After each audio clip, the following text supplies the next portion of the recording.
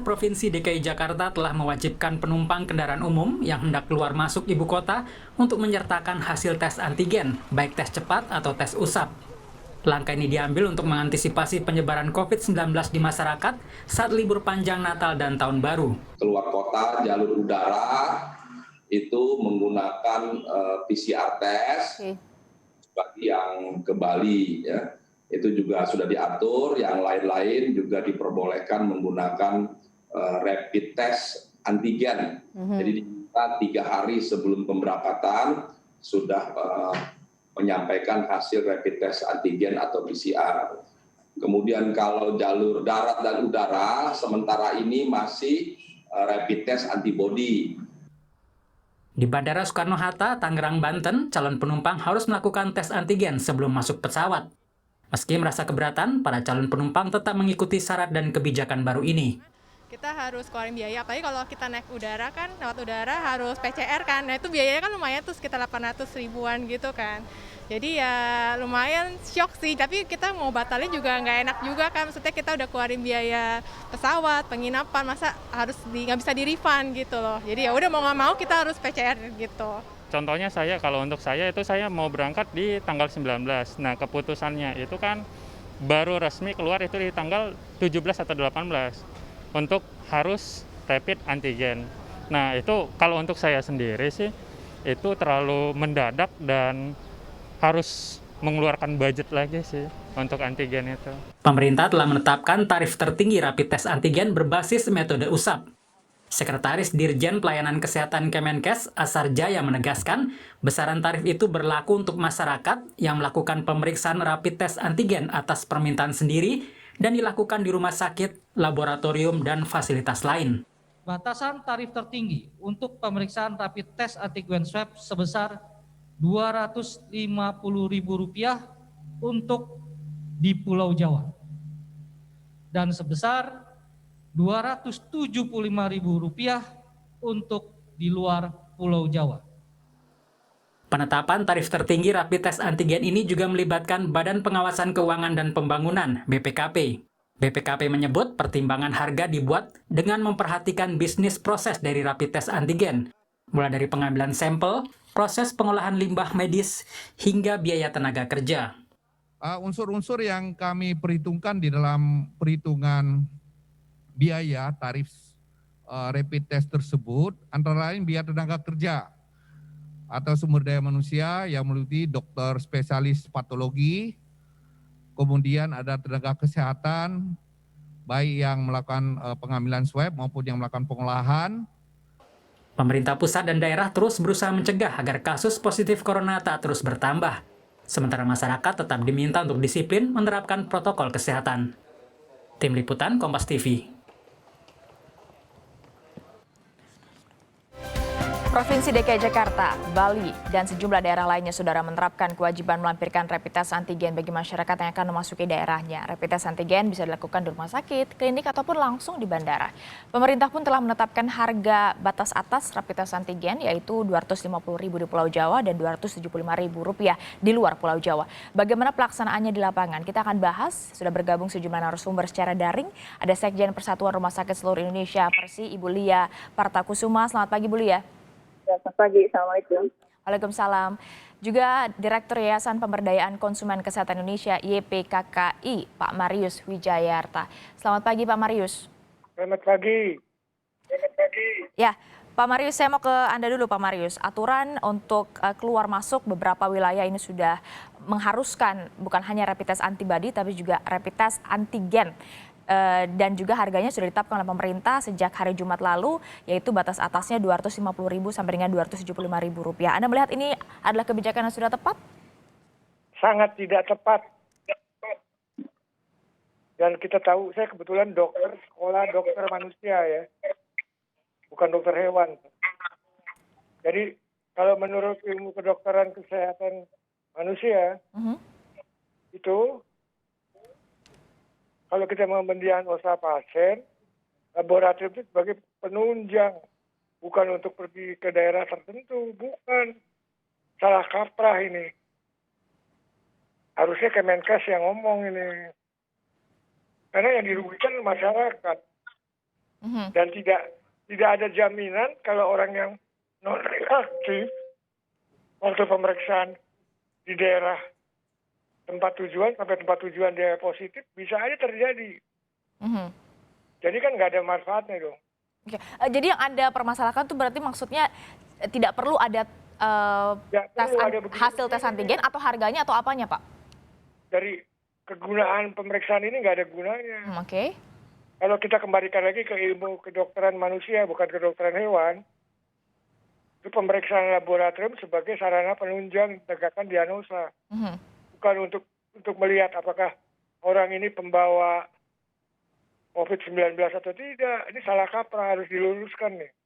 Tapi alasan pemerintah kan memberikan aturan ini adalah untuk bisa menekan penyebaran virus corona supaya ketika nanti ada yang berpergian ke satu daerah, ada pergerakan orang di sana, tidak semakin cepat penularan virusnya. Nah, sekarang begini. Kalau pemeriksaan itu ada manfaatnya sih nggak masalah. Ini nggak ada manfaatnya. Kenapa menurut Anda? Sangat tidak bermanfaat kalau untuk orang perjalanan gini. Kebetulan saya juga belajar, saya dosen juga untuk infeksi nosokomial di UGM.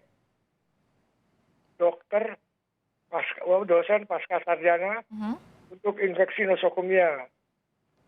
Jadi saya sekolah ini, ngomong begini, saya berani ngomong begini, pertama kali saya sekolah kedokteran manusia, bukan hewan. Berarti menurut Anda karena mungkin batas waktunya 14 hari berlakunya surat itu atau memang sama sekali tidak berguna tesnya atau maksudnya seperti apa? Jadi begini ya, kan udah ada kasus kan. Begitu diperiksa di sini non reaktif, sampai di Saudi positif. Itu apa gunanya? Ya kan, kalau nggak salah beritanya terakhir kan kalau umroh ya kalau nggak salah udah diperiksa di sini negatif, sampai sana positif. Oke. Ya pertama kali kita lihat dulu pemeriksaannya apa ini, karena bisa saja pemeriksaannya tidak menyangkut ke COVID, karena ini pemeriksaan antigen itu kan bisa kalau dia imunoglobulinnya tidak M, itu kan bisa aja ada virus tapi bukan COVID.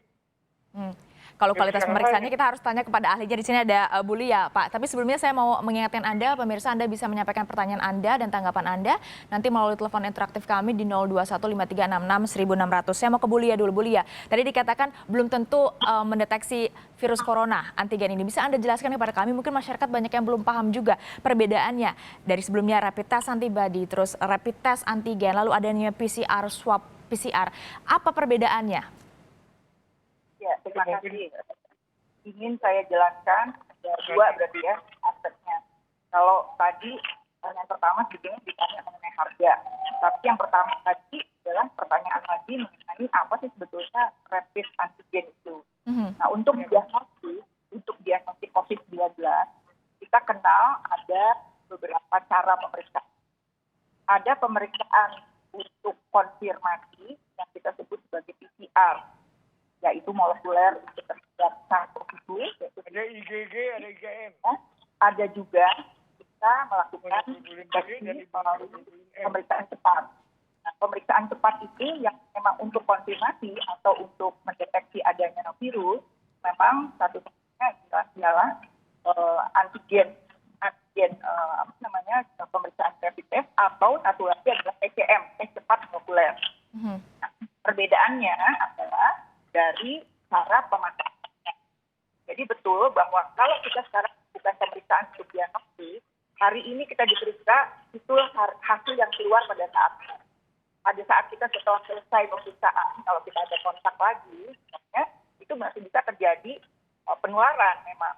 Jadi artinya hasil itu keluar untuk konfirmasi tes, ya itu adalah hasil saat kita dilakukan pemeriksaan. Jadi saat itu saja. Jadi pemerintah mengadakan itu supaya orang yang sudah infeksius, baik diketahui dari PCR, baik itu dari antigen test, baik itu dari tes cepat molekuler, itu dilarang untuk bepergian. Mungkin itu tujuan awalnya. Oke. Itu kira-kira. Berarti kalau antibody itu lain lagi. Nah, kalau antibody itu pemeriksaan serologi, itu adalah cara untuk pemeriksaan yang menyatakan bahwa kita sudah pernah terpapar terhadap SARS-CoV-2. Jadi antibody itu bisa dilakukan secara cepat, yang kita sebut sebagai tes cepat antibody. Ya, jadi sekarang ini memang terpapar di masyarakat. Kalau yang disebut rapid test itu berarti bisa 3. Rapid test untuk antigen, rapid test untuk antibody, atau rapid test untuk molekuler. Ya. Jadi sekarang sebaiknya kita luruskan bahwa ini adalah tes cepat antigen, atau tes cepat antibody, atau tes cepat molekuler. Untuk diagnostik, hanya tes cepat molekuler atau tes cepat antigen. Tapi kalau antibody itu hanya untuk mengetahui apakah kita pernah terpapar dan antibody tubuh kita keluar atau tidak terhadap SARS itu. Oke. Jadi dia bukan diagnostik. Ya, Bu Lia, berarti kurang efektif itu dikatakan karena masa berlakunya 14 hari surat itu ditesnya misalnya di hari Senin misalnya. 14 hari kemudian dia masih bisa, sampai dengan 14 hari dia masih bisa berpergian kemana-mana. Padahal mungkin dia melakukan kontak dengan banyak orang selama 14 hari. Itu dikatakan tidak efektifnya. Tidak efektifnya. Tetapi kualitasnya sendiri. Tapi kualitasnya sendiri dari rapid test antigen ini berarti langsung ke protein virusnya sendiri kah atau hanya ke sistem imun? Ya, jadi kalau itu apabila itu masuk ke tubuh kita, maka sistem imun kita itu akan mengenalinya sebagai antigen. Jadi memang kalau orang itu mengandung virus dan tubuhnya itu normal untuk bisa merespon mengenali virus tersebut, maka disebut bahwa orang tersebut mempunyai antigen terhadap virus.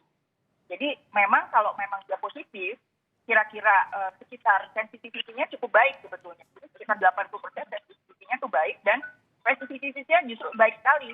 Dia bisa sampai 95% spesifisitasnya. Maka WHO menyatakan bahwa apabila antigen positif, itu dikatakan memang orang tersebut bisa confirm terhadap SARS-CoV-2 atau dia menderita infeksi COVID dan bisa menular. Itu. Jadi intinya itu kalau kita bilang diagnostik. Berarti bisa dikatakan cukup efektif juga untuk mendeteksi virus corona sendiri, tapi batas waktunya itu 14 hari yang dikatakan jadi tidak efektif lagi karena sudah banyak kontak dengan orang lain. Besok saya jalan-jalan, saya kontak, saya tertular, bisa jadi ada. Gitu. Jadi memang itu hanya sewaktu bahwa saat itu saat diperiksa kita positif, artinya memang kita harus diisolasi dan tidak boleh berpergian atau ya kita dirawat lah seperti itu. Itu adalah diagnostik untuk saat pada saat kita. Inikah alasannya Pak Marius akhirnya YPKKI bahkan ingin menggugat kebijakan ini? Kita yang menggugat kalau ada konsumen kesehatan dikerjain seperti ini, saya akan bertanyakan ilmiahnya masalah pemeriksaan ini untuk perjalanan. Saya bisa perkarakan, soalnya ini merugikan konsumen. Udah gitu, untuk kalau misalkan ini dia punya COVID-19 belum keluar kan nggak terdeteksi. Ternyata non reaktif. Kalau di rumah sakit kan pasiennya kan dirawat, ya kan. Jadi kan bisa ada lanjutannya. Kalau baru 1 hari baru keluar kan bisa ketangkep tuh COVID-19 ya. Kalau di sini kan orangnya udah pergi. Terus apa gunanya? Itu saya akan mempertanyakan ini kepada pemerintah. Ini karena mungkin boleh kalau tambahkan sedikit, Dr. Marius? Kenapa? Ya boleh saya tambahkan mungkin sedikit, Dr. Marius tadi. Boleh. Dr. Marius. Jadi gini, apabila kita dilakukan pemeriksaan misalnya hari ini, kemudian ternyata kita positif. Negatif, non reaktif. Kalau kita positif, kita diisolasi. Langsung kita tidak boleh berangkat. Nah, kalau kita negatif, itu memang tetap saja kita harus berhati-hati. Artinya kita protokol kesehatan tetap harus kita lakukan karena tidak menjamin juga bahwa kita sesaat setelah kita diperiksa, besoknya kita kemudian ketemu orang yang positif atau kontak erat, kemudian kita tertular, itu bisa terjadi. Maka memang sulit juga kalau dikatakan bahwa ada hari masa berlaku. Bahkan hasilnya negatif pun tetap harus waspada begitu ya, karena setelah dari tes itu pun kita masih kontak dengan orang lain. Jadi Pak Marius, soal harganya sendiri juga Anda menilai ini wajar atau seperti apa? Ya soalnya begini ya, ini kan pemeriksaannya kan di tempat nggak jelas ya. Kayak yang dulu kan pernah kejadian ternyata yang periksa juga bukan orang profesional. Namanya sarjana kedokteran. Sarjana kedokteran itu belum dokter. Padahal ini harus ada keahlian untuk, misalkan untuk swabnya aja harus ada orang yang ahli. Kalau nggak keambil COVID-19-nya, ya non reaktif. Oke. Jadi benar-benar di sini harus benar-benar terencana dan pelayanannya harus benar-benar bisa dipertanggungjawabkan. Karena konsumen itu punya, ada Undang-Undang Perlindungan Konsumen nomor 8 tahun 99. Di situ disebutkan ada hak dan kewajiban. Antara lain mengikuti peraturan yang telah disepakati. Tapi dia juga mendapatkan haknya juga. Mendapatkan informasi jelas, jujur dan jelas. dan dapat dipertanggungjawabkan. Jadi bukan diambilnya dari duit ya, bukan, manfaatnya. Oke. Jadi sejauh ini memang seperti apa keluhan-keluhan dari masyarakat yang masuk ke YPKKI? Kan kita kan dapat, soalnya kan ada keluhan. Itu yang kasus yang ternyata yang meriksa sarjana kedokteran, baru esket. Kalau ada gitu siapa yang tanggung jawab? Esket kan baru koas ya. Koas itu boleh di rumah sakit pendidikan. Di situ dia harus punya STR juga. STR-nya namanya kolektif. Ada penanggung jawabnya. Kalau di sini siapa yang bertanggung jawab? Itu kan pernah terungkap kan itu kasus itu. Saya bilang kalau laboratorium kan jelas ada penanggung jawab. Dokter laboratorium ini kan ada PK-nya, patologi kliniknya. Di sini siapa yang bertanggung jawab? Udah gitu limbahnya juga. Limbahnya kan kita lihat di salah satu TV. Oke. Saya lihat dibuang di tempat sampah. Padahal kan kalau limbah-limbah alat kesehatan gini ya virus kan harus pakai alat insinerator segala macam, nggak sembarangan dibuang begitu. Oke, saya mau kasih kesempatan dulu kepada Bu Lia untuk menjelaskan. Bu Lia, bagaimana Persi memastikan bahwa semua rumah sakit paling tidak yang ada di bawah naungan Persi sendiri untuk memastikan kualitas dari rapid test antigen, apalagi harganya disesuaikan sekarang, ada batas atasnya, agar tetap kualitasnya baik walaupun harus disesuaikan harganya dengan yang sudah ditetapkan Kemenkes. Dan bertanggung jawab. Saya mencoba memahami jalan pikirnya pemerintah ya. Saya mungkin ada benarnya bahwa pemerintah saat ini belum merasakan bahwa keberhasilan tracing. Harusnya memang kan di kita ini harus ada tracing yang betul sehingga kita bisa tahu mana orang yang sudah terpapar, mana orang sakit. Nah, apakah karena musim libur ini salah satu usaha pemerintah jadi melakukan tracing sehingga dia tahu mana yang diisolasi? Saya tahu deh. Sebenarnya kita berikan kesempatan kepada Bu Lia. Tapi untuk kualitas laboratorium, saya setuju bahwa harus ada pemantauan itu yang benar. Siapa yang mengerjakan, kemudian bagaimana cara mengerjakannya, bagaimana keamanannya, itu betul-betul harus diperhatikan. Mungkin dalam waktu dekat juga Persi akan mencoba berkoordinasi dengan Kementerian Kesehatan dan juga mungkin dengan pihak berkepentingan lainnya untuk kita menyampaikan bagaimana standar untuk melaksanakan pemeriksaan antigen. Kebetulan saya juga seorang patologi klinik dan saya juga sudah mengimbau teman-teman di laboratorium untuk melakukan pemantauan yang benar tentang standar pemeriksaannya sendiri. Dan satu lagi mengenai harga tadi, harga itu memang dipatok 250.000 dan 275.000. Betul. Laboratorium akan bisa melakukan itu apabila harga belinya di bawah 100.000. Artinya karena kita juga harus memikirkan adanya APD, adanya yang lain-lain ya. Nah, kalau memang itu bisa dipatuhi oleh penjual dengan harga di bawah 100.000, itu mungkin kita bisa lakukan. Dengan catatan tadi, mutunya harus kita perhatikan dan seseorang itu tidak ditinjau hanya dengan berdasarkan kertas saja. Menjadi penting bagaimana kalau dia sudah mempunyai gejala, ya dia tetap harus melakukan pemeriksaan juga gitu. Okay. Tidak harus positif untuk antigen atau PCR. Kalau dia punya gejala, kalau dia punya kontak erat, isolasi mandiri. 3M dilakukan. Itu saya rasa itu paling tepat. Okay. Daripada kita berdasarkan hanya kertas saja. Saya percaya bahwa memang pemerintah memilihkan apa cara yang untuk mencegah supaya orang tidak banyak jalan kemana-mana gitu. Tapi itu tadi bahwa masyarakat harus paham bahwa itu adalah deteksi sesaat. Betul dia diagnostik untuk antigen itu betul, tapi itu adalah sesaat. Dia harus menjaga bahwa tidak boleh dia melakukan hal-hal yang memungkinkan dia tertular lagi. Jadi dia memang harus menjaga dengan kertas itu berlakunya hari itu, tetapi selanjutnya selama 14 hari atau apa ya, memang dia harus menjaga betul. Jangan sampai di setelah 14 hari dia malah tertular lagi. Pak Marius, jadi menurut Anda jika kebijakan ini tidak tepat, apa menurut Anda seharusnya kebijakan yang tepat? Harusnya begini ya, ini kan udah 9 bulan. Harusnya kan yang resiko tertular kan tenaga kesehatan. Saya kebetulan barusan investigasi beberapa rumah sakit. Ya. Ada tenaga kesehatan yang sudah diperiksa. Karena salah satu penyebab penularan bukan tidak mungkin dari tenaga kesehatan sendiri. Sampai saat ini belum semua rumah sakit memeriksakan tenaga kesehatannya. Kalau memang tujuannya untuk memutus COVID-19, harusnya tenaga kesehatan yang kontak langsung dan dekat, semua diperiksa semua laboratoriumnya. Kalau ternyata dia positif, harusnya dirawat. Itu baru Kemenkes bener tuh. Tapi kan permasalahannya kita akan menghadapi libur panjang. Apa seharusnya kebijakan untuk bisa paling tidak menekan angka kasus COVID-19 di tengah liburan panjang ini yang risiko untuk ada klaster baru sangat besar? Kalau bahasa medisnya kita harus cari sumber infeksi nosokomia. Kebetulan saya belajar juga itu. Bukan ilmu kira-kira. Oke. Jadi untuk memutus kita cari sumber masalahnya di mana. Jadi karena selama ini kan yang sudah terpapar kan petugas kesehatan. Karena dia kan sudah kontak dekat dengan penderita COVID-19. Itu harusnya pemerintah memeriksa semua tuh. Oke. Rumah sakit khususnya Persi itu. Ya, boleh saya tambahkan. Oke. Sebentar Bu Lia, kita kasih kesempatan kepada Pak Marius dulu. Ya. Jadi kapan Anda akan menggugat Pak Marius kebijakan ini? Kalau masyarakat ada laporan ke saya nanti saya teruskan. Oke. Bisa secepatnya ya Pak ya? Iya. Oke, terima kasih Pak Marius, Direktur YPKKI atas waktunya di Sapa Indonesia Akhir Pekan.